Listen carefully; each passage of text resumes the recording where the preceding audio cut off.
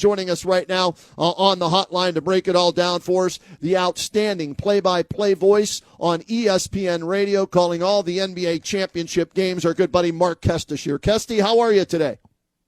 My goodness, I am in Terminal H at O'Hare Airport in Chicago. We got spoiled for the first time ever.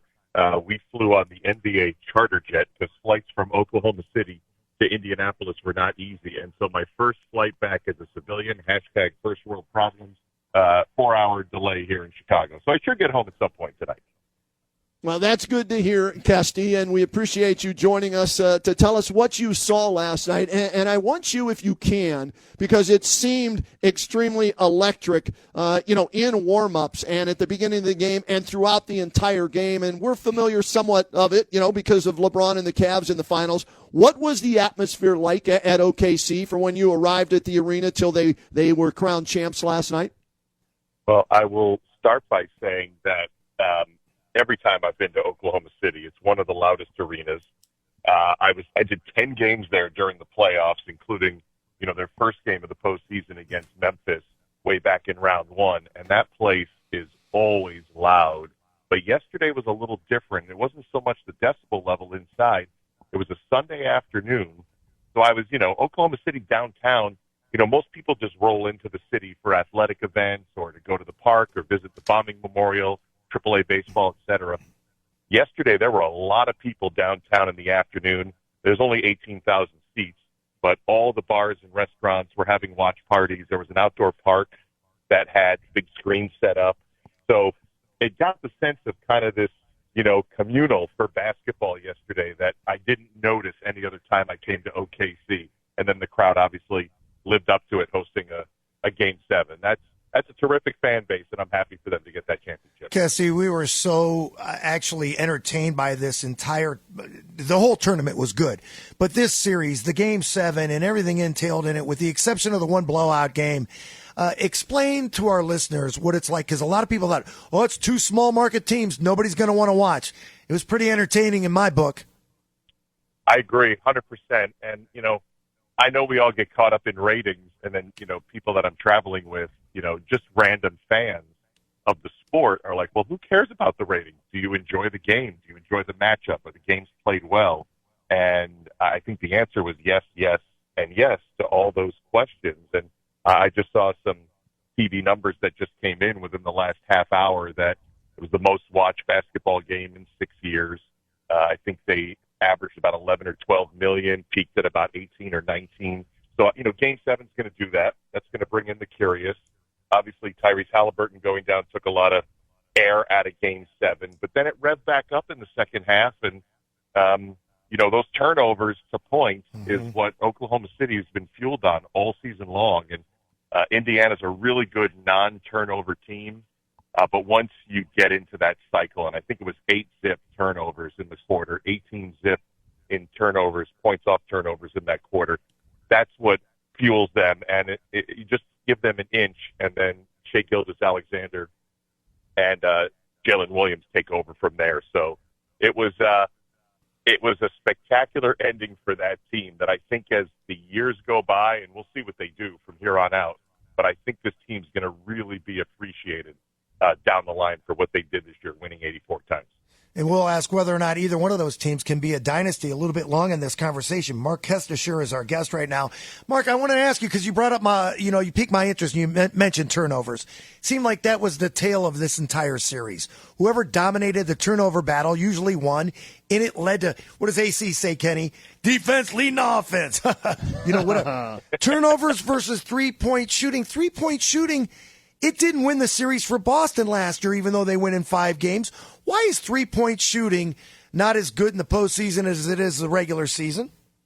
Yeah, it's a great point. And Oklahoma City is not a great three-point shooting team, and they were a really bad three-point shooting team in the postseason. And I think, look, first of all, defense travels. Defense, we always, say defense wins championships, but it's true.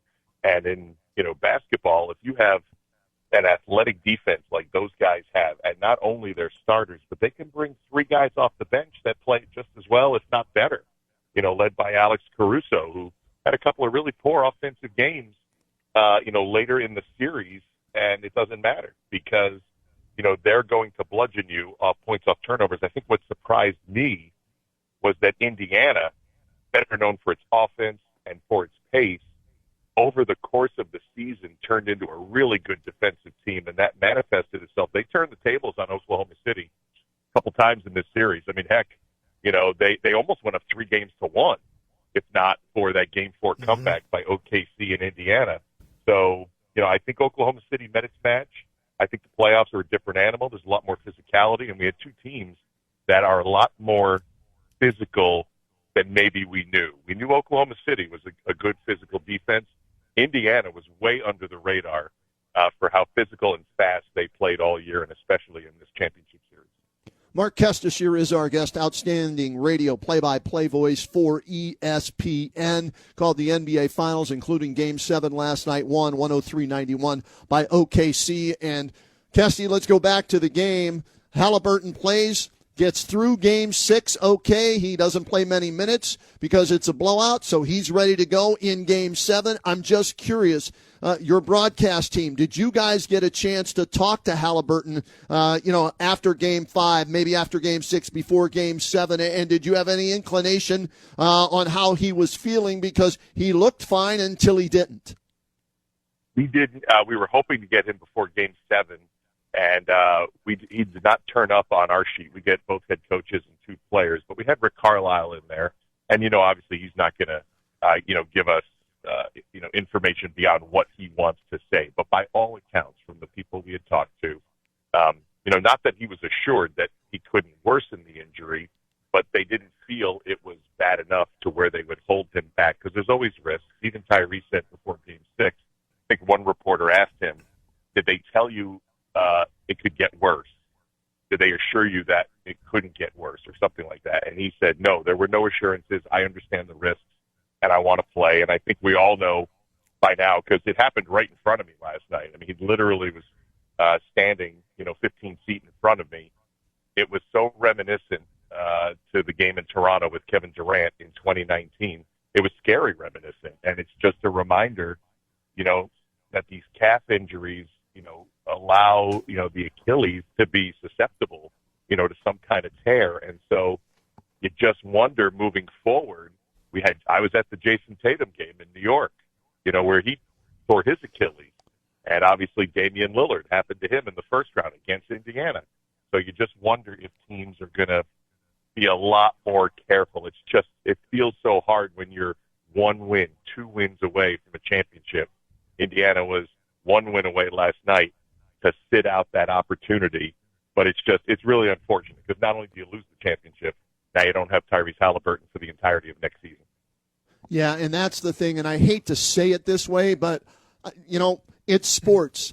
There's the human element, then there's the competition element, and then there's the business side of it, right? And when that happened, I felt horrible for him, but JT and I have been following these calf injuries. We call them Chisenhalls, because Lonnie Chisenhall was always out with a calf injury. He never ruptured his Achilles, to my knowledge, okay? But now we're finding out more and more that these can lead to that. And when it happened, I'm thinking to myself, you know what?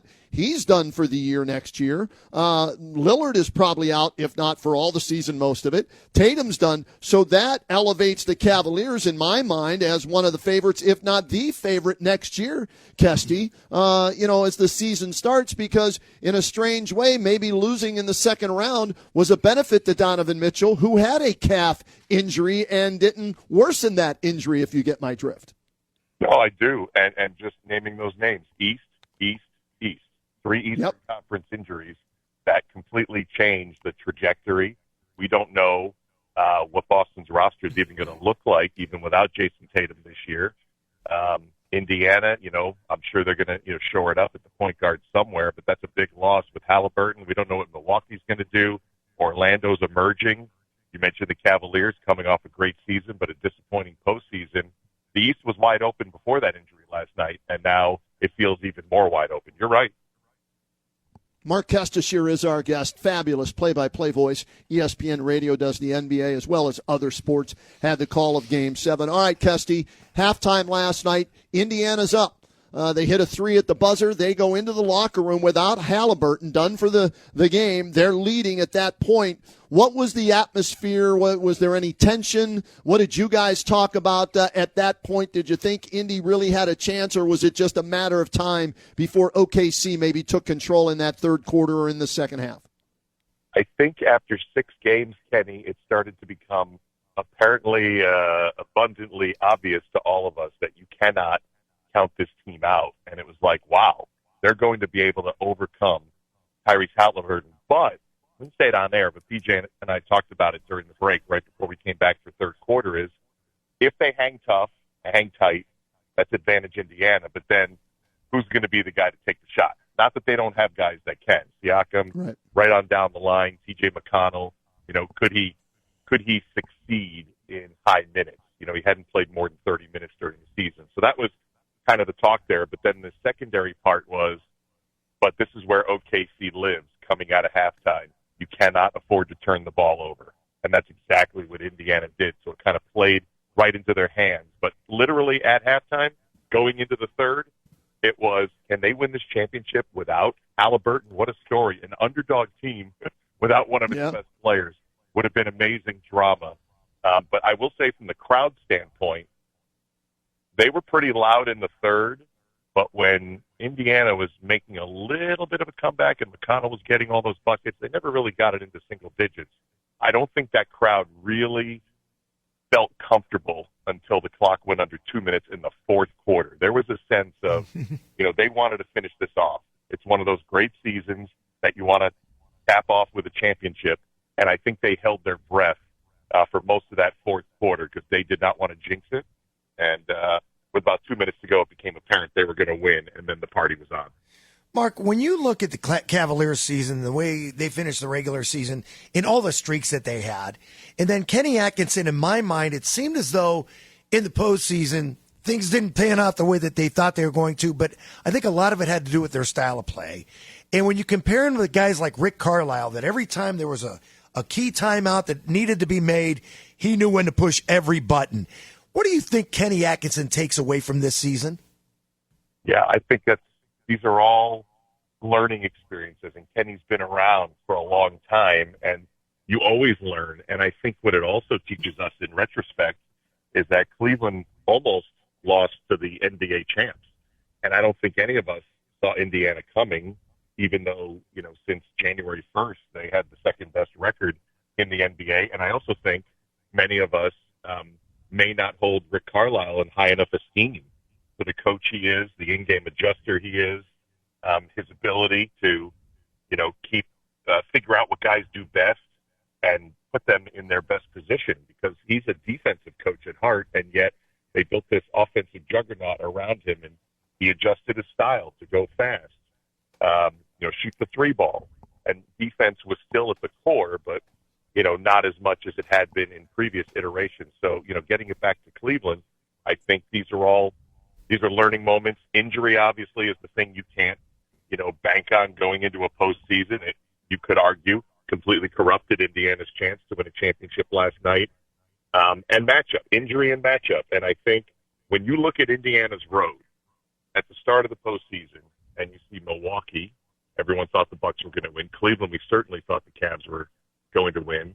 And then the Knicks coming off that surprise win against Boston, everybody thought the Knicks were going to the championship round. So in some ways, it's a learning lesson, because if they're wearing a different jersey, if the Pacers are wearing Boston jerseys and you guys got knocked out against the Celtics, maybe you feel like, all right, we lost to the defending champs. And I think we didn't hold Indiana in high enough regard. So I think you learn from that, from Cleveland.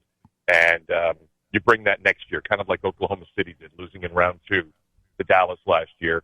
And it takes a long time to get back to that spot again. It's a grind. But the Cavs can do it. And I think you learn, you live, and Kenny Atkinson will put that into play next year. Last thing, Mark Kestecher, and we'll let you go on this. Shea Alexander had a year for the history books, right? This guy won the scoring title, regular season MVP, Western Conference MVP, NBA Finals MVP, All-NBA. I mean, how good of a year did we witness from Shea Alexander? I know, and a great human being, too. It's like, we see these young teams come up and win championships, and you just don't want them ever to change because they let the media in on all this newness. He loves his teammates. He wanted to share that MVP trophy with everybody. I think as we move away from this year, and who knows what Oklahoma City is going to do. I don't know if they're going back-to-back or if they're going to go to 3 straight finals.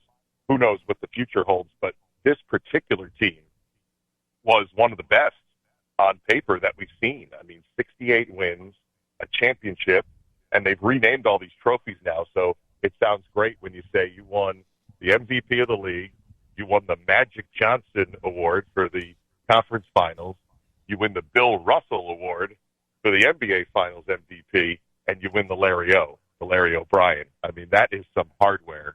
And I think of the Champions Classic as an early season college basketball tournament that Kentucky plays in every year, Kansas, Michigan State, and Duke. And Shai Gilgeous-Alexander didn't even start for Kentucky that year. I don't think John Calipari knew how good he was going to be. By the end of his 1 year at Kentucky, he did. The Clippers obviously didn't know he was going to be an MVP, or they might not have traded him in the Paul George deal. And as selfless, emerging superstar as I've seen, and I hope he never changes. 26 years old, he is as smooth as it gets, and he can actually get better. That's the scary part, guys. Yeah, it is scary. That team can get better, too, and I'm hoping that the Cavaliers get a shot at them over the next couple of years in the NBA Finals, and hopefully you'll be there to call it and break it all down for us. Fabulous job all season long, as always, Kesty. Thanks for making time for us. Safe travels on your way home, and enjoy the offseason, all right? I appreciate it, guys, and thanks for melting a few minutes away from my delay. I appreciate that. Glad we could help you out, Mark Kestecher. There he is. I'd have known that. I'd have picked him up in Chicago. Kesty's the best. I'm all for that. There you go. All right, Kesty, be safe, my friend. Mark Kestecher, ESPN radio play-by-play voice for NBA basketball. He does college football, NFL. He does it all, man. He's the best when it comes to the national play-by-play on radio, and thrilled to call him a friend, and always great to have him on the Kenny and JT Show.